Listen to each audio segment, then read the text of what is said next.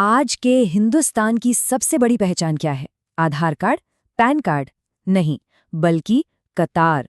School, अस्पताल से लेकर अब रसोई गैस तक, हर जगह लाइन। आज हम यही समझने वाले हैं कि ईरान और इजराइल के बीच हजारों किलोमीटर दूर छिड़ी एक जंग ने भारत के किचन की आग क्यों बुझा दी है और पूरे देश को एक बार फिर से लंबी लंबी कतारों में खड़ा होने पर क्यों मजबूर कर दिया है। चलिए, इस पूरे मामले की तह तक चलते हैं। ये एक कड़वी सच्चाई है ना। देखिए, एक तरफ विश्वगुरु बनने की बातें होती हैं और दूसरी तरफ हकीकत ये है कि हम एक लाइन प्रधान देश बन गए हैं। सरकार कोई फैसला ले तो लाइन लग जाती है, दुनिया में कोई संकट आए तो भी लाइन लग जाती है। और अब एक बार फिर देश की सड़कों पर ये गैस सिलेंडर की कतारें एक बहुत ही गहरी और बड़ी समस्या की तरफ इशारा कर रही हैं। अब देखिए, ये विरोधाभास कितना गजब का है। एक हाथ में तो 5G वाला स्मार्टफोन है, लेकिन दूसरे हाथ से कंधे पर 14 किलो का खाली सिलेंडर संभालना पड़ रहा है। कमाल की बात है कि गैस की बुकिंग तो मोबाइल पर 1 सेकंड में हो जाती है, लेकिन उसकी डिलीवरी के लिए हफ्तों का इंतजार है।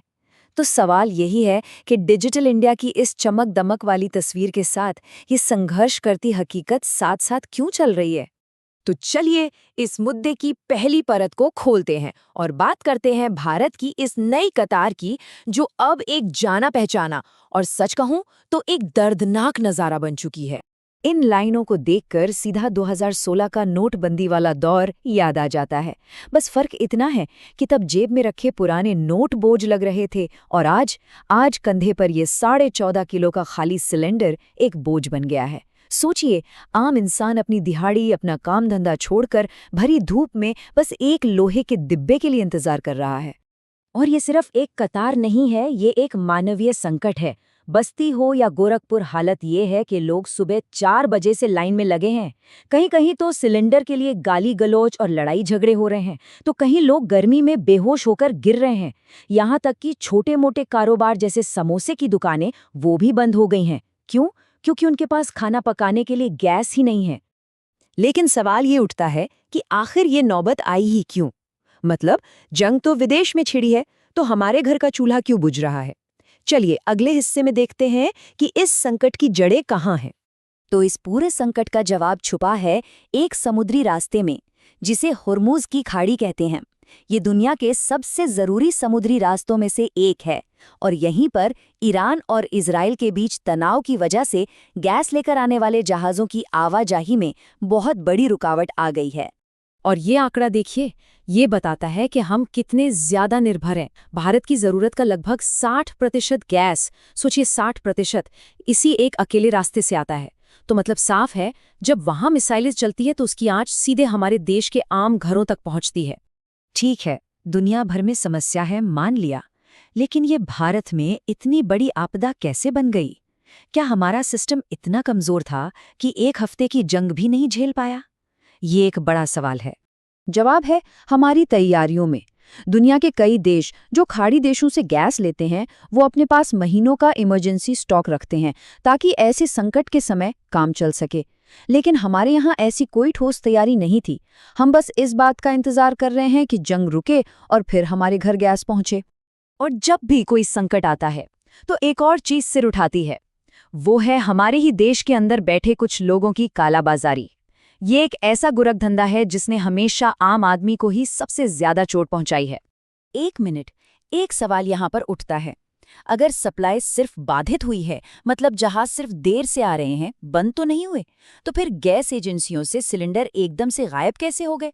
इसका जवाब आपको परेशान कर सकता है। जब कोई गैस एजेंसी जाता है तो बाहर एक बोर्ड टंगा मिलता है जिस पर लिखा होता है स्टॉक खत्म। ये है आधिकारिक कहानी जो सबको बताई जा रही है, लेकिन असली कहानी रात के अंधेरे में गली के पीछे लिखी जा रही है। वही सिलेंडर जो एजेंसी पर नहीं है, वो पीछे के रास्ते 2000 से 2500 रुपए में ब्लैक में मिल रहा है।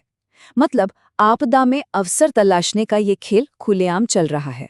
तो इस पूरे संकट का सबसे ज्यादा बोझ कौन उठा रहा है? अमीर आदमी को ज्यादा फर्क नहीं पड़ता, वो ब्लैक में खरीद लेगा। गरीब इंसान शायद वापस लकड़ी या उपले जलाकर काम चला लेगा। लेकिन असल में पिस कौन रहा है? वो मध्यम वर्गीय आदमी जो अपने बजट और जरूरत के बीच फंस गया है। उसे समझ नहीं आ रहा कि वो ऑफिस जाए या गैस की लाइन में लगे, बच्चों की फीस भरे या ब्लैक में सिलेंडर खरीदे। तो इस संकट की कीमत सिर्फ पैसों में नहीं चुकाई जा रही, इसकी असली कीमत तो सम्मान, समय और सालों की मेहनत से हासिल की गई प्रगति के रूप में अदा की जा रही है। ये तस्वीर देखिए, लखनऊ जैसे स्मार्ट सिटी की है। लोग अब फिर से मिट्टी के चूल्हे बना रहे हैं और लकड़ी जला रहे हैं। ये तरक्की तो नहीं है, ये तो इतिहास का पहिया उल्टा घूमने जैसा है। ये हमारी तैयारियों की पोल खोलता है। याद कीजिए, कुछ साल पहले उज्ज्वला योजना से हर घर को धुआं मुक्त रसोई देने का सपना देखा गया था। आज वही हाथ फिर से लकड़ी और गोबर के उपले ढूंढ रहे हैं। हम 5G की बात करते हैं, लेकिन हकीकत ये है कि एक जंग ने हमें वापस कोयले वाले युग में धकेल दिया है। इस संकट की पहुंच कहां तक है, इसका अंदाजा इसी बात से लगाइए।